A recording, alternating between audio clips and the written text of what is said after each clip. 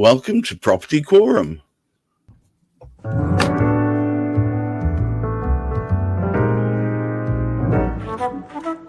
As per usual, here we are yet again. It's Thursday rolled around 10 o'clock, and we are here to talk about all things property. And as you know, that there's been all sorts of shenanigans going on, so there's always something to talk about. And what I must draw your attention to, of course, is our head honcho, Hamish McClay of Search Convey, of course, Juliet Babulel of Gunnercook, and of course, Chris Gilson of Root Home, all of which have a vested interest. Today we have a wonderful guest, Steve Day of the buildingsafetyscheme.org, which is a pressure group that create their own legislation. Quite impressive. I'm sure it'll be more impressive as we get to know more. But today's topic, which I hope will stir up thoughts and perhaps even fisticuffs, the people trapped in flats, anxiety over fire risk, double question mark. So, as usual, I'm going to throw Hamish McClay mercilessly to the wolves. Hamish McClay, talk us through it. Well, we have a situation arising, as we know, that it is ongoing. However, we have a new government, which has just actually sort of come in, and we're hopeful that this new government that's come in is actually going to listen to people. So we need to create a voice that they can actually hear. And one of the aspects which has been talked about, I didn't notice anybody speaking about it at all in the lead up to the election, as though there wasn't any importance attached to it. There jolly well ought to be, because when we actually sort of look, Grenfell happened 7 years ago, and as a consequence, certain materials have been outlawed effectively because of a higher fire risk. And that in itself has been sort of quite damning.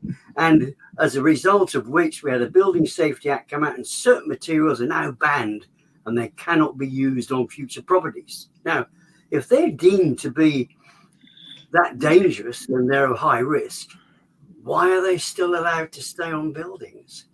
Now, nobody has mentioned that there's any intention, certainly within government circles, that anything has to be done about that. So we need to keep up an awareness and keep it in the minds of people, because the sad thing is, every day there's people waking up and they cannot guarantee the safety of their future for several reasons.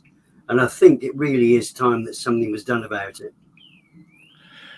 Juliet, this seems to be a stain on our national integrity, frankly, that we've let this go as long as it's gone.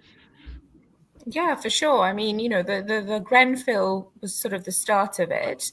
But, in addition to the anxiety that people have in terms of being in a home that is potentially subject to fire risk, you've got all sorts of other risks, sort of, the insurance element of it. If your insurer says, well, look, you're not compliant, there's some fine print here, and we're not going to insure that property until you do certain things, then, what happens in the interim? What happens when you try to sell your property and you're being told, well, actually, the incoming buyer can't secure a mortgage because you're not mortgage compliant, or you haven't satisfied the mortgagee's requirements, and you can't sell your property, so you're stuck with this.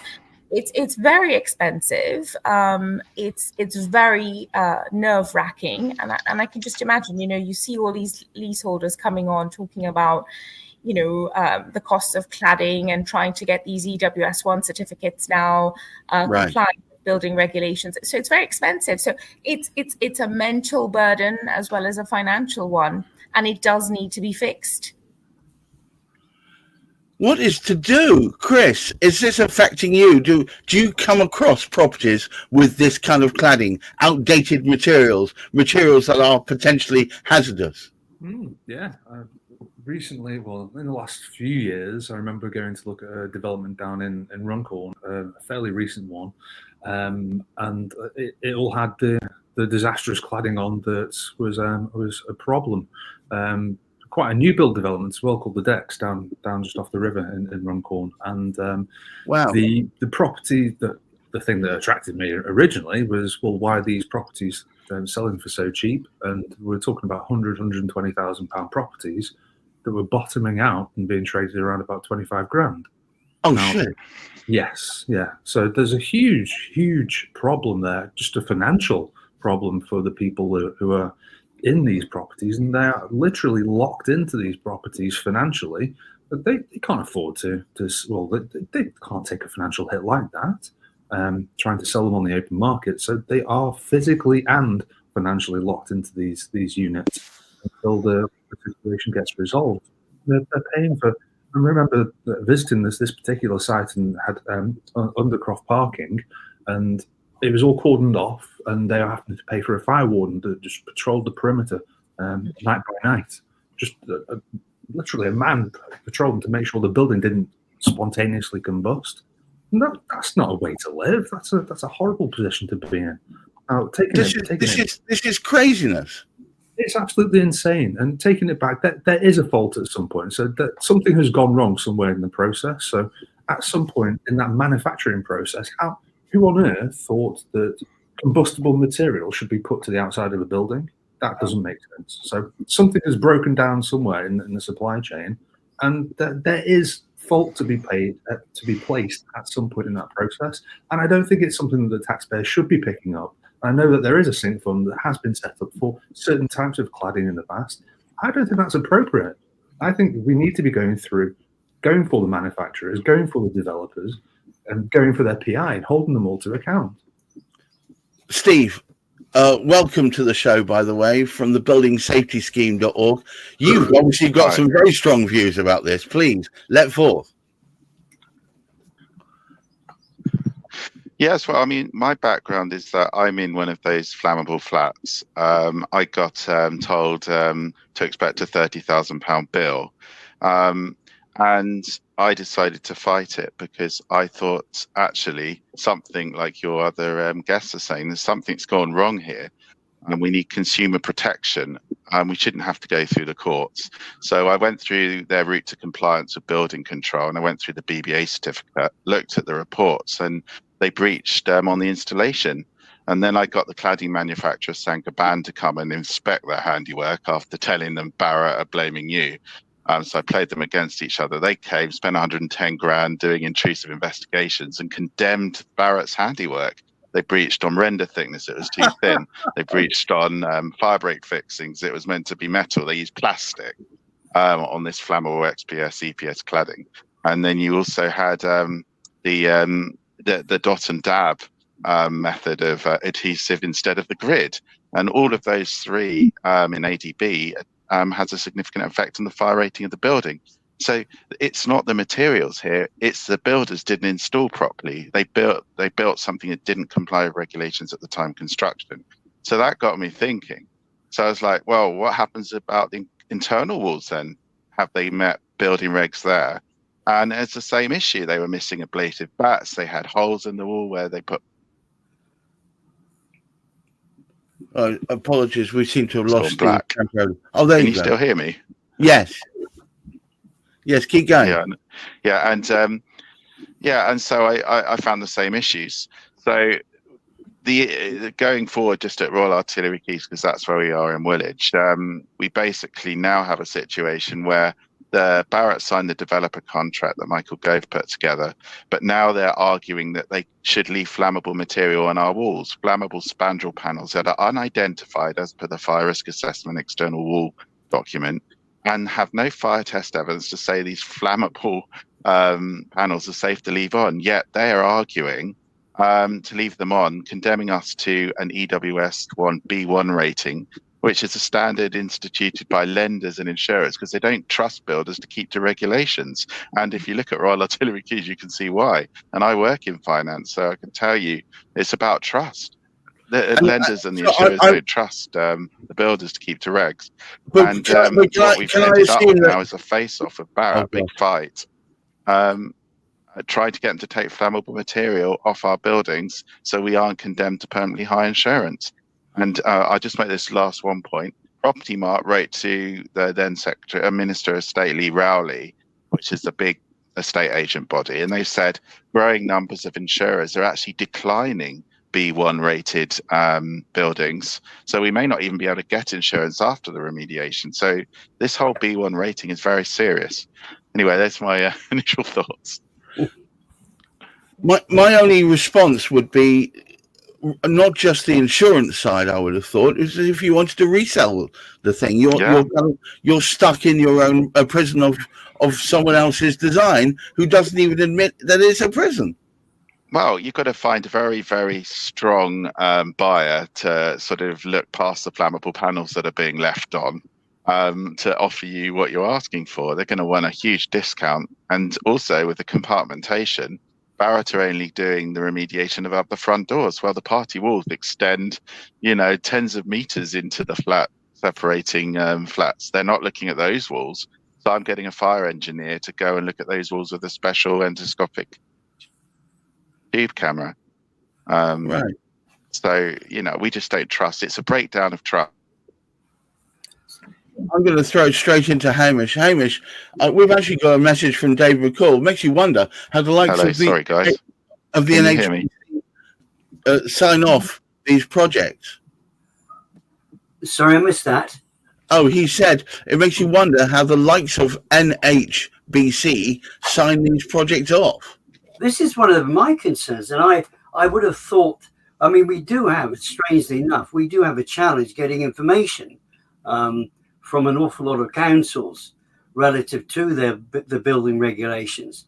They're one of the difficult things to get your hand on. And many councils, councils originally were responsible. Now it's been passed over to those inspectors that Dave just sort of mentioned. And somehow or other, they cannot be checking out the full validity of the materials that are sort of being used. And I would have thought that was the first point of call. Now, Steve has mentioned particularly the likes of Barratt, who are responsible for having created his building and sort of, if you like, sort of put the high-risk materials in there. One would have thought with that knowledge, because all of the building inspectors must know about that now. Why aren't they checking out that particular sort of aspect of them? Well, my thoughts are that this is a can open worms everywhere scenario. That the problem is the deeper you dig into that can, the more worms you're going to find. So I think that's why they're arguing about, let's leave this last bit on, because the amount of money it's going to take us to take all that off and make good afterwards, it's not worth the effort. So if we can persuade you just to have no open fires near it, we'll be fine. Well, it's ridiculous. Chris, you must come across this all the time. How do you mitigate against the fact that, let's go back to the ones you mentioned. They're selling them for 25, 30 grand. How much effort or money would it take to make them usable, do you think? Can you estimate? Based on what our guest is saying, it sounds like the whole building needs condemning and just knocking down. It's just mind-blowing. So and you mentioned no fires in no open fires near flats. There was actually an incident not far from me, where I live in Liverpool, where some genius decided to have a barbecue on the 14th floor and just raised the top half of the building. Sorry. It's ridiculous. Yeah, it is. It really is ridiculous. But it's that level of just not thinking or not having awareness of what you're living in and the danger and the impact on other people. And imagine that in one of these buildings that was really combustible. That's just a terrifying situation for people to be in. Because you're in such close quarters as well. You're surrounded by other people and all their foibles and other thinking that they do, and the daft things that people can do. And yeah, it's a horrible, terrifying situation to be in. Dave McCall has just made another comment. Ex-warranty provider understands technology. His says the problem is lack of inspection. What say you? Yeah, that's absolutely fair. Yeah, it seems like the developers are getting away with murder, and literal murder. So I think they need to be dragged over the coals. Not just civil charges, but corporate manslaughter sorts of level of charges. Well, while we're talking about charges, I need to throw our pet solicitor into the fray. Juliet, surely there's going to be lots of legal strictures here that all developers should be keenly aware of. But historical stuff, what do they do? You need regulation. I think, where's the regulator in all of this? Someone's paid a premium, a high premium for a property, and all of a sudden overnight, the value of that property has gone down, it's devalued. The reality is, if you've got this type of property and you need to shift it, your only potential buyer is a cash buyer, and they're going to want it dirt cheap, and they're not necessarily going to want to invest if the whole building is going to be condemned. So the reality is we're on a losing slope. You need regulation. You need people to go in there and actually, test the walls, test the materials, etc. And that's not happening. I mean, how is it that, and I get it, the developers that we're talking about here have deep pockets, and these inspectors are clearly not independent, and they're told, look, just go in and sign something off, and they're doing it. And what's the risk? The risk is people's lives ultimately, because you're chimping and on material that's been signed off. How can you use plastic when the spec says metal, for example? When you have a planning permission, you've got conditions on that planning permission. You've got to apply to the local authority to have those conditions discharged. So you've got an inspector going in and reporting, etc. So is it that the inspectors need more regulation insofar as, look, if you've got it wrong, you name and shame these people? And Chris is absolutely right. Apart from people paying a civil fine, which people have deep pockets, they can pay those civil fines. But if it becomes a manslaughter charge, if someone dies, for example, if you owned a property as a landlord and you hadn't had a gas safety certificate and someone dies, that's a manslaughter claim against you because they've died from the ingestion of gas. It's the same thing for developers. Developers need to be put under scrutiny. You tell me, how is it that a developer is able to put on a lease increasing ground rent to the point where it doubles every year, etc., get away with that nonsense for years on end, and they are not regulated, or they're not reviewed, or put to some sort of independent obligation or accountability if something goes awry? Because it is a knock-on effect that the lack of